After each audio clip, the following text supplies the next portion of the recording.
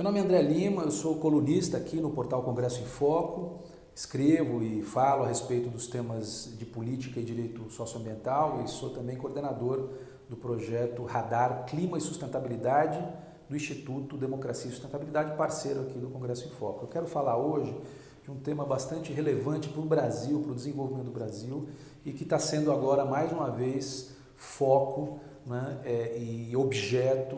de tentativa de fragilização no campo da política ambiental brasileira, são as nossas florestas, a nossa vegetação nativa, os diferentes ecossistemas, biomas, Mata Atlântica, Amazônia, Cerrado, Caatinga, Pantanal, Pampa, que compõem o cenário, né, ecossistêmico brasileiro. O Código Florestal está sendo mais uma vez foco de tentativa de enfraquecimento, né, de redução das diretrizes e das regras que determinam a conservação e a recuperação de um mínimo de vegetação nativa no Brasil. Nós temos duas frentes que estão acontecendo nesse exato momento agora no Congresso, digamos, de mais destaque. Há vários projetos de lei que tramitam naquele ritmo natural dos projetos de lei, né, mas dois agora merecem muito destaque. Um é uma medida provisória do ano passado, editada pelo presidente Temer, que simplesmente o único propósito dela era prorrogar por mais um ano a possibilidade dos proprietários rurais aderirem ao programa de regularização ambiental.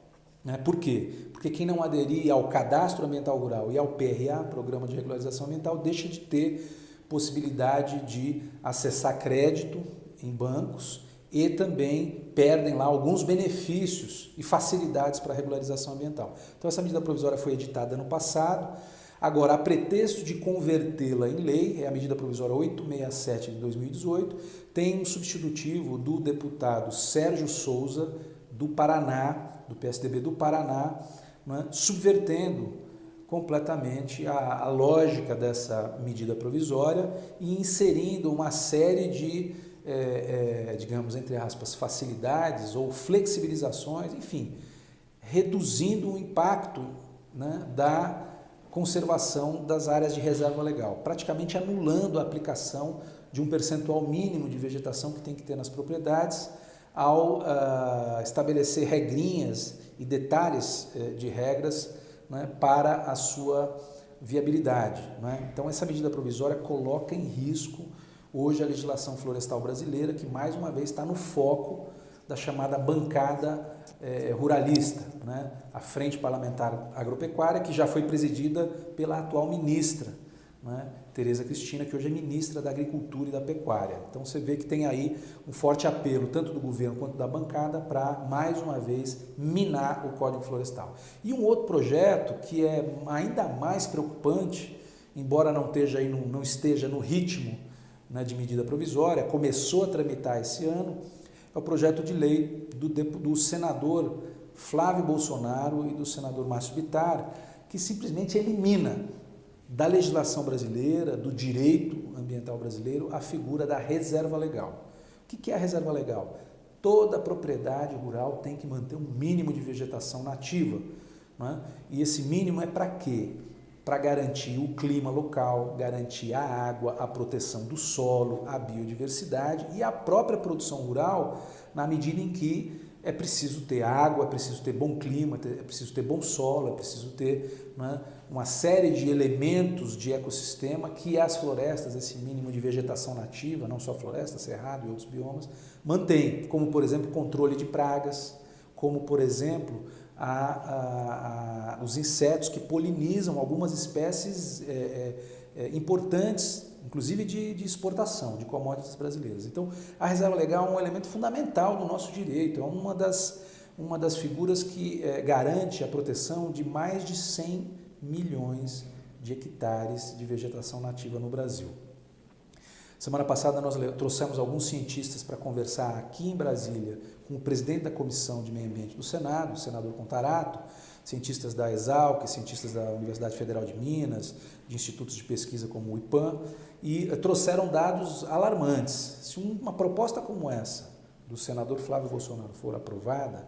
nós colocamos no mercado, digamos, do desmatamento,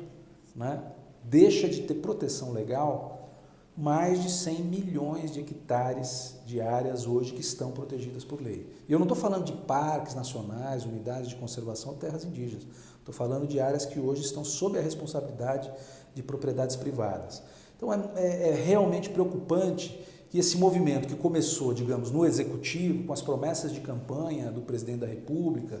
e depois com o ministro de Meio Ambiente, a ministra de Agricultura, vem apertando o cerco contra a legislação, propondo inúmeros retrocessos, agora começa a ter impacto no Congresso Nacional, onde a gente espera que haja um mínimo de equilíbrio.